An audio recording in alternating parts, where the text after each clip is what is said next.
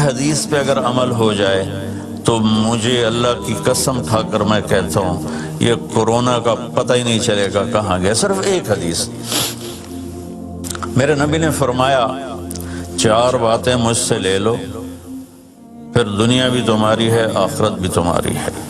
4 اذا کانت فیک. 4 باتیں لے لو مجھ سے پھر دنیا بھی تمہاری ہے آخرت بھی تمہاری ہے. تمہیں کوئی ٹیڑھی آنکھ سے نہ دیکھ سکے گا, تمہیں کوئی نقصان نہ پہنچا سکے گا کہ تمہارے رب کا سایہ تم پہ چھا جائے گا. تو 4 باتیں کون سی ہیں؟ صدق و حدیث, ہمیشہ سچ بولنا, جھوٹ نہ بولنا. اب مجھے بتائیں, سارے یہ اینکرز بیٹھے ہیں, سارے ہمارے وزیر اعظم بیٹھے ہوئے ہیں, ہم کتنا جھوٹ بول رہے ہیں, ہم کس قدر جھوٹی قوم ہیں. ہم اس جھوٹ کے ساتھ اللہ کی بارگاہ میں کوئی مقام نہیں لے سکتے. تو میرے نبی نے پہلی بات فرمائی صدق و حدیث, سچ بولنا. دوسری بات فرمایا حفظ امانت, کبھی کسی کو دھوکہ نہ دینا. یہ میرے نبی نے فرمایا میرا امتی ہر گناہ کر سکتا ہے, 2 کبھی نہیں کرے گا, ایک جھوٹ کبھی نہیں بولے گا, ایک دھوکہ کبھی نہیں دے گا. تو وزیر اعظم صاحب آپ اکیلے ہیں, دیانتدار ہیں, اللہ سے رونے دھونے والے ہیں, مانگنے والے ہیں, لیکن 22 کروڑ لوگوں میں سچے کتنے ہیں؟ 22 کروڑ لوگوں میں دیانتدار کتنے ہیں؟ ایک بہت بڑے چینل, میں ہاتھ جوڑ کے اینکر بیٹھے ہیں, معافی مانگ کے بات کر رہا ہوں, ایک بہت بڑے چینل کے مالک نے مجھ سے کہا کوئی نصیحت کرے. میں نے کہا چینل سے جھوٹ ختم کر دو. کہا پھر چینل ختم ہو سکتا ہے, جھوٹ نہیں ختم ہو سکتا. تو جہاں جس کو, یہ صرف پاکستان کی بات نہیں, پوری دنیا کا میڈیا جھوٹا ہے اور سب سے زیادہ جھوٹ بولا جاتا ہے. اور میرے رب کو, میرے نبی کو جھوٹ سے نفرت. میرے نبی نے فرمایا پیاز کھا کے مسجد میں مت آؤ کہ فرشتوں کو تکلیف ہوتی ہے, بو ہوتی ہے. لیکن میرے نبی نے فرمایا جب کوئی مرد عورت جھوٹ بولتا ہے تو فرشتے اس کے منہ کی بدبو سے 3 میل دور بھاگ جاتے. تو جھوٹ اور خیانت کے ساتھ ہم کسی آفت کا مقابلہ نہیں کر سکتے. آپ نے فرمایا صدق و حدیث, حفظ و امانت, سچ بولنا چاہے جان چلی جائے, اور دھوکہ نہ دینا. مسلمان کسی کو دھوکہ نہیں دیتا ہے. تیسرا فرمایا حسن و خلیقت, اپنے اخلاق اچھے کرنا, اور اخلاق کا سب سے اونچا مقام حیا ہے. اب میں کیسے بات کروں؟ میرے دیش میں حیا کو کس نے تار کیا؟ میرے دیش کی بیٹیوں کو کون نچا رہا ہے؟ ان کے کپڑے لباس مختصر کون کروا رہا ہے؟ یہ کس کے گردن میں یہ گناہ ڈالوں؟ میں مجرم ہوں, میں نے اپنی قوم کو نہیں سمجھایا, میں اللہ سے معافی مانگتا ہوں.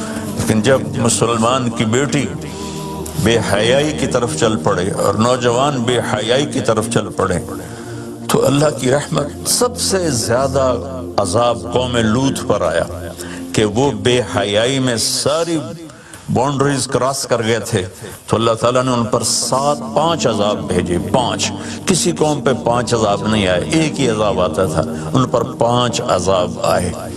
تو تیسری بات میرے نبی نے فرمائی ہے کہ حیا والے بنو, حیا والے بنو.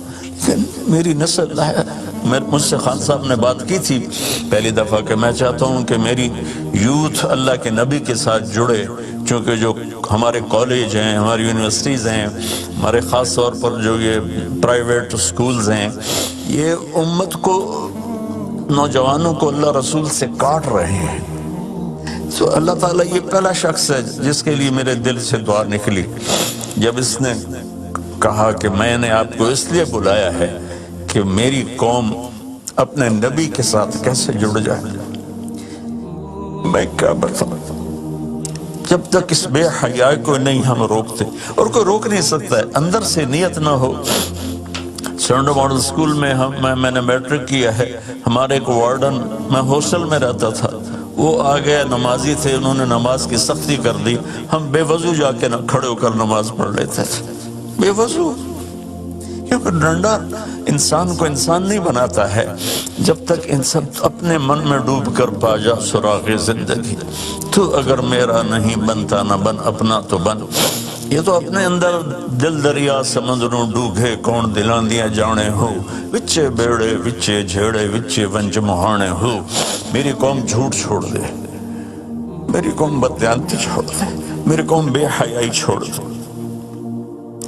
وعفت فی طعمت، آخری بات میرے نبی نے کہا، اور رزق حلال کھاؤ، رزق حلال کھاؤ، رزق حلال جو صبح سے شام تک، من امسا کالن بعمل یدہ امسا مغفور لہ، جو صبح سے شام تک رزق حلال میں تھک جاتا ہے اس کے اس دن کے سارے گناہ معاف ہو جاتے ہیں۔ تو میں وزیر اعظم صاحب سے اپیل کروں گا کہ پوری قوم سے جیسے ڈونیشن مانگا ہے ایسی پوری قوم سے چلے۔ میں آپ کی طرف سے اپیل کرتا ہوں کہ کل یا آج رات رمضان کی آئے گی، ساری قوم 2 نفل پڑھے اپنے اپنے گھروں میں، اور ایک تسبیح لا الہ الا انت سبحانک انی کنت من الظالمین، جس کو یاد ہے پڑھ لے، جس کو نہیں یاد ہو استغفر اللہ کی ایک تسبیح پڑھ لے، اور پھر سب اللہ کے سامنے ہاتھ جوڑ کے معافی مانگے۔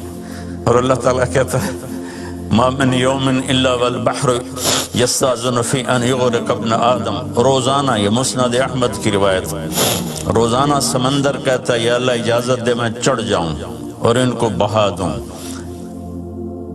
والارض تستاذن فی ان تبتلعہ، زمین کہتی ہے اللہ مجھے اجازت دے میں ان بے حیاؤں کو نگل جاؤں، ان جھوٹوں کو، ان بدماشوں کو، اس مافیا کو میں نگل جاؤں۔ تو والملائکۃ تستاذن فی ان تعجلہ وتہلکہ، فرشتے اللہ سے کہتے ہیں یا اللہ تو ہمیں اجازت دے ہم ان کا صفایا کریں۔ میرا اللہ کہتا ہے دعو عبدی فانا عالم بعبدی منکم، جاؤ جاؤ اپنا کام کرو، یہ میرا بندہ ہے اور میں جانوں میرا بندہ جانے۔ ان کان عبدکم فشانکم بہی، تمہارا بندہ ہے تو مار دو، ان کان عبدی فمنی ولی عبد، منی ولی عبد، اگر میرا ہے تو میں انتظار کروں گا، میں انتظار کروں گا۔ پچھلی قوموں میں ایک طوائف نے کتے کو پانی پلایا تو اللہ نے اس کی بخشش کر دی، معاف کو، ہم تو مائل بکرم ہیں، کوئی سائل ہی نہیں۔